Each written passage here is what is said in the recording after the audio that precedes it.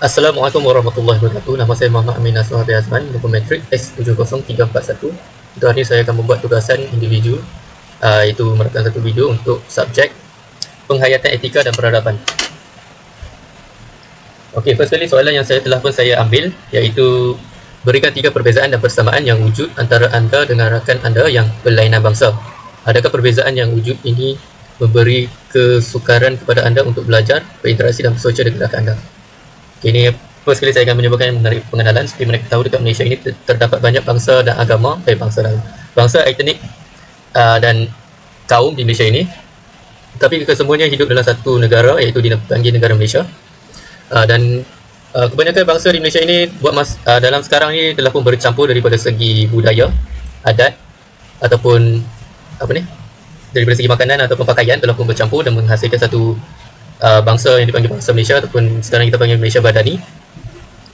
Seperti mana kita tahu, pada waktu menjajah dulu Malaysia ini merupakan bangsa-bangsa di Malaysia pada waktu menjajah telah pun diasingkan, seperti Melayu di kawasan perkampungan, India di kawasan estate, dan juga Cina di kawasan pekan.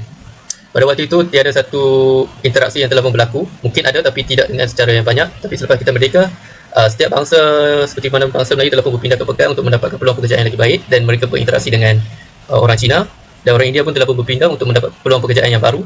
Dan kesemua bangsa-bangsa yang seperti itu, bangsa Iban asli juga berpindah ke pekan untuk mendapat peluang pekerjaan yang baru, dan kesemua bangsa agama dan etnik di Malaysia ini dia telah pun berinteraksi selepas kemerdekaan. Okey, first kali saya akan menyentuh perbezaan antara saya dan kawan-kawan saya yang berlainan bangsa.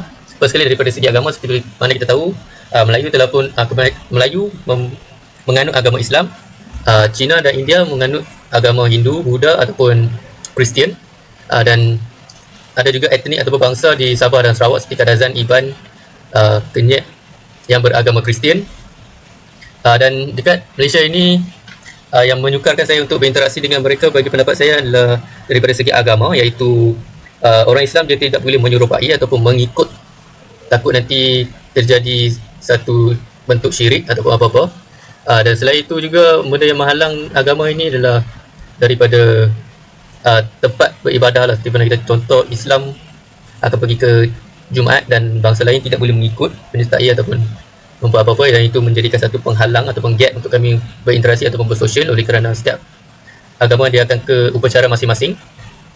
Selain itu, bangsa seperti mana kita tahu, setiap bangsa di Malaysia ini mempunyai bahasa dia masing-masing, dan benda ini menjadi menyukarkan kami untuk berkomunikasi lah, terutamanya dalam berkomunikasi. Saya dan rakan saya yang tidak fasih dalam bahasa Melayu, dia akan menyukarkan kami untuk berkomunikasi, dan kadang-kadang juga dia akan memberi satu dia sebut benda lain tapi saya berpendapat benda lain, dan benda itu agak menjadi satu jurang lah untuk kami berkomunikasi. Selain itu, makanan dan minuman, saya juga kadang-kadang untuk nak berinteraksi, berkawan dengan mereka ataupun berinteraksi atau bersosial dalam perayaan ataupun apa-apa, saya akan menjadi penghalang oleh kerana makanan halal untuk orang Islam dan orang bukan Islam ialah satu berbeza. Seperti mana kita tahu, mereka boleh minum ataupun makan benda-benda yang haram daripada segi Islam, dan saya tak boleh, dan saya takut saya terminum ataupun termakan benda-benda itu, dan benda itu menjadi satu penghalang lah untuk saya nak dalam social gathering dengan bangsa lain ataupun menyertai perayaan mereka. Selain itu, persamaan daripada segi budaya dan bangsa. Seperti mana kita tahu, dekat Malaysia ini dahulunya mempunyai satu kerajaan dan mempunyai pengaruh Hindu Buddha yang kuat. Oleh itu, bagi saya dengan kawan saya tak ada masalah, oleh kerana adat dan budaya mereka lebih kurang saja, seperti pantang larang, dan pemakanan pun lebih kurang daripada segi penggunaan rempah lah makanan tu.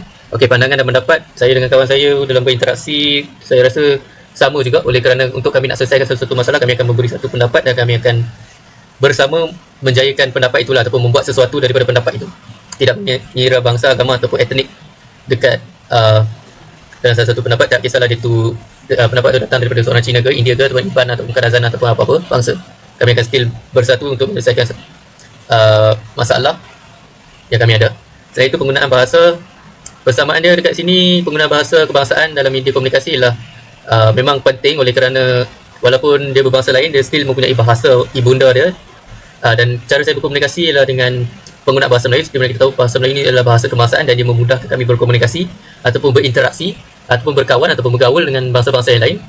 Walaupun mereka mempunyai bahasa sendiri, tapi mereka still lagi mencuba walaupun tak tepat, mereka still lagi mencuba menggunakan bahasa Melayu untuk berkomunikasi, dan benda ini memudahkan kami membuat kerja ataupun berinteraksi ataupun bersosial dengan bangsa lain. Itu pendapat saya lah. Okay, itu saja daripada saya. Terima kasih.